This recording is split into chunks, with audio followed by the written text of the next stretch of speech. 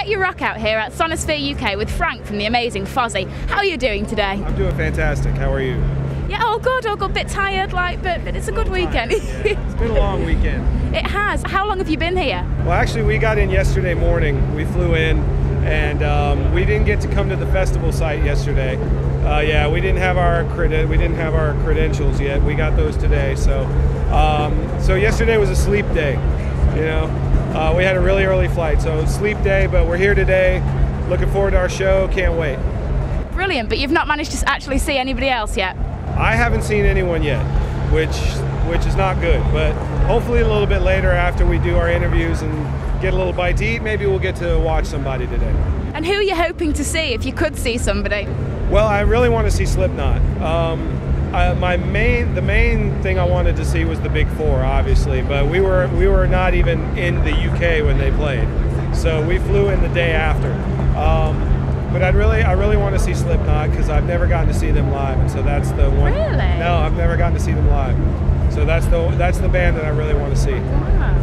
And you guys, I mean, you've been touring pretty much constantly this year. It's been a busy year for you. Yes. You know, I mean, are you utterly exhausted or are you still enjoying it? No, I'm still enjoying it. You know, I never sleep that great on the road, so it's a little tiring. But you know, the shows make it worthwhile because everybody's been so supportive, and the shows have been going really good, especially for this time of year.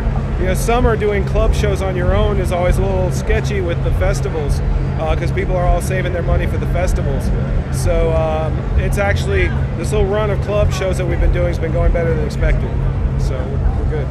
And you guys, you're hoping to be releasing a new album in a few months. Tell us a bit about that. Well, we actually are releasing a new album on the 18th. It's a double album. It's our last record, Chasing the Grail, along with a live album that we call Remains Alive that we did in Australia. And that's coming out on July 18th. And then we're hoping to have a new studio record of all new material out sometime in spring of next year. Fantastic. And how's the writing for that going? It's going good. It's going good.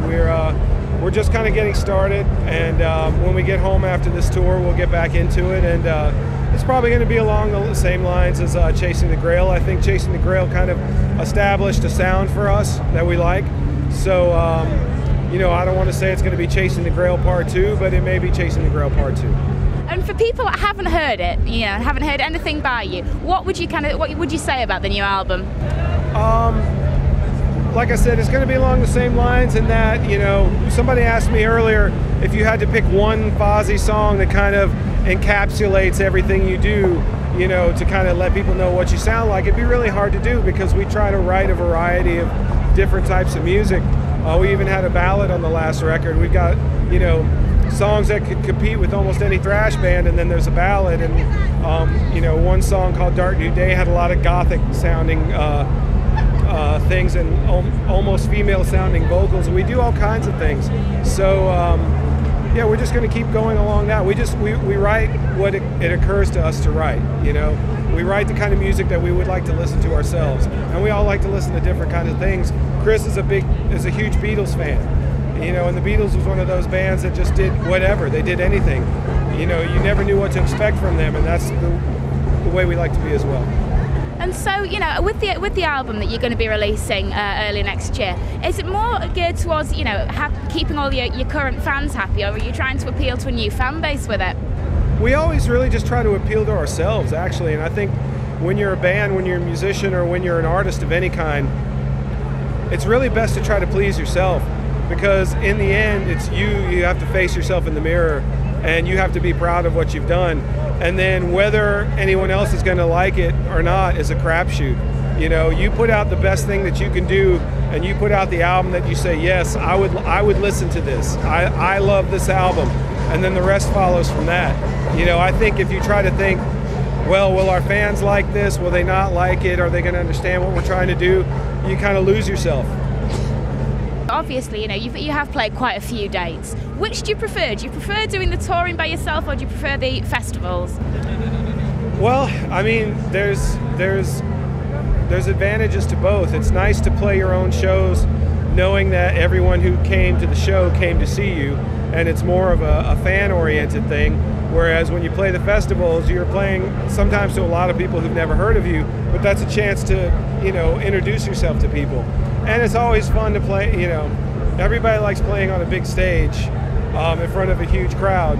So I enjoy them both, They have their advantages and disadvantages, both of them. So I really couldn't pick one. I enjoy doing them both. And are you looking forward to tonight, or are you just in the nervous stage? I'm never nervous. Never I don't believe that. No, never nervous. Been doing it too long to be nervous. Really? Yeah, no, I just look forward to it. What about the butterflies? I don't get them. I don't get them. Wow. Nobody in the band gets butterflies. It's like we love what we do, it's what we live to do. So none of us get nervous. The only time I'm nervous is if I'm afraid some kind of piece of equipment is going to fail me. Other than that, I'm not nervous. Fair enough. All I want to do now is make you scared, somehow, find out what's going to scare you. It's not going to happen. Well, thank you so much for taking the time out to talk to us today. Quick question for you. Okay, it's the end of the world. You can take one item with you to keep forever. What is it?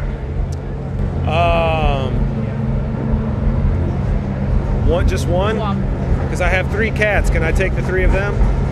Maybe you can put them all in one cat cage. One cat carrier with 3 cats in it. Good choice. So what are the cats called? Azrael, Spike, and Vegas. Oh, yep. How lovely. See, there's a soft side to you as well. Yeah, no, I just made all that up. I really don't have cats. No, I'm kidding. Well, again, thank you so much. Have a cracking show tonight. Thank you. And we'll look forward to seeing you. Thank you very much. Thanks.